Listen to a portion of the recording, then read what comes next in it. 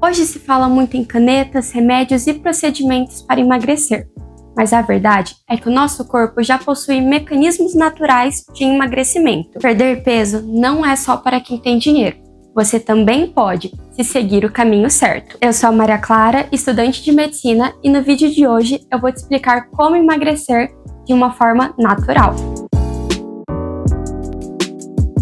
Primeiro, a gente precisa definir como ganhamos peso.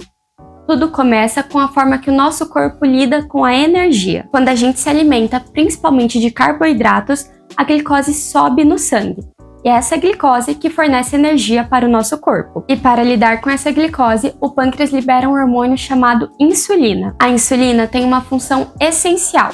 Ela permite que a glicose saia do sangue e entre para as células, fornecendo energia para o nosso corpo. Quando essa energia não é usada naquele momento, o nosso organismo precisa estocar, guardar essa glicose. Ele faz isso de duas formas. Primeiro, armazenando essa glicose na forma de glicogênio no fígado e nos músculos, e quando esse estoque se enche, o excesso de glicose, de energia, é transformado em gordura, num processo chamado lipogênese. Ou seja, ingerir energia mais do que se gasta leva ao acúmulo de gordura corporal. Agora, se a gente passa um período maior sem comer ou gasta mais energia, o processo se inverte. O nível de glicose no sangue cai e entra a ação de outro hormônio, o glucagon. O glucagon faz o oposto da insulina.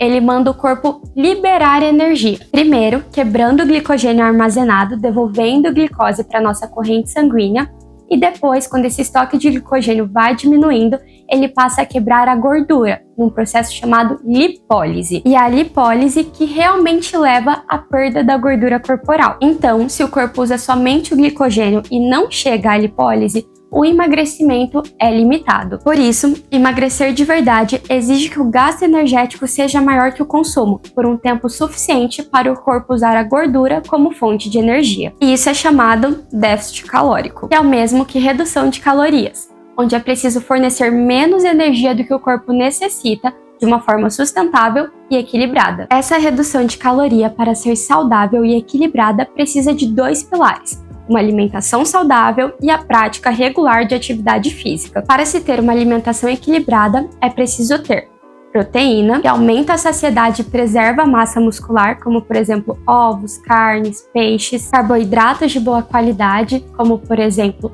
arroz, batata, mandioca. Muita gente acha que os carboidratos são grandes vilões da dieta, mas isso está longe de ser verdade. O nosso corpo depende desses carboidratos.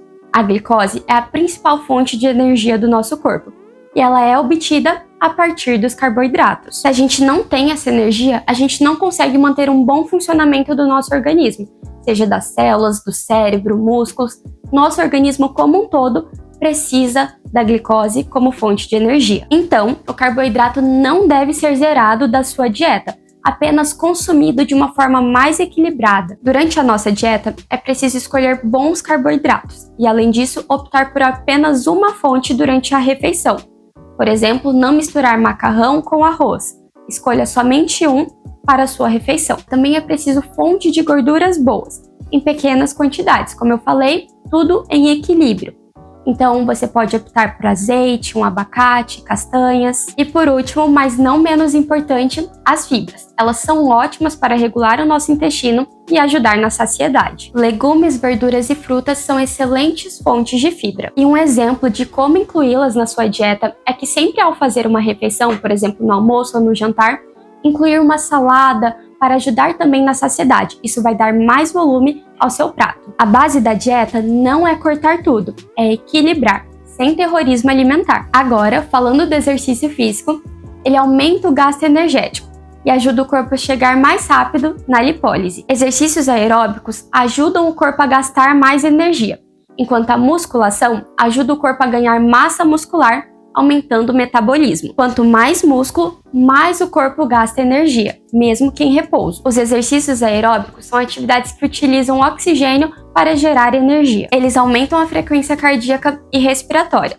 como por exemplo caminhada, corrida, natação. Já a musculação é a prática de exercício que tem como objetivo o fortalecimento e o crescimento de massa muscular. Geralmente é feita nas academias com levantamento de peso e aparelhos específicos. Então, o melhor método é unir os exercícios aeróbicos com a musculação. E uma coisa que eu quero chamar a atenção aqui para vocês é que cada organismo é único. Cada pessoa funciona de um jeito. Então, o nosso metabolismo não é igual. Por isso, não devemos ficar comparando as nossas evoluções com a de terceiros. Então, não se prendam a dietas mirabolantes da internet ou exercícios físicos com muito impacto se você ainda não está nesse nível. É preciso fazer tudo com consciência e equilíbrio e buscar fontes que sejam confiáveis, como, por exemplo, médicos, nutricionistas, profissionais de educação física. E não ficar focando em tudo que a gente vê pela internet, com os influencers e blogueiros, porque muitas coisas podem sim ser desinformação e atrapalhar o seu processo de emagrecimento. Agora, para a gente encerrar o vídeo, vamos falar brevemente de algumas coisas que podem estar te atrapalhando no emagrecimento. Ansiedade, estresse e emoções mal resolvidas levam muitas pessoas a descontar na comida, comendo em excesso. Muitas vezes a alimentação está associada ao prazer, fazendo com que a gente desconte o peso do dia a dia na alimentação. Mas a comida é para nutrir e não apoio emocional. É preciso buscar ajuda com profissionais, como por exemplo, psicólogos. A falta de rotina também afeta e muito o processo de emagrecimento. Sem regularidade na alimentação e no treino, o corpo não entra em equilíbrio. É preciso ter disciplina, constância e foco. E além disso, também temos doenças metabólicas e hormonais, como por exemplo, hipotireoidismo, resistência à insulina, síndrome do ovário policístico e muitas outras. Nesses casos, é extremamente necessário o acompanhamento médico. Emagrecer sem remédio é possível, mas exige entendimento do corpo, constância e escolhas conscientes. Não existe atalho. O que funciona é gastar mais energia do que você consome, respeitando sempre o seu corpo. Se você gostou desse conteúdo, curta esse vídeo e me acompanhe aqui no canal. Um beijo e se cuide!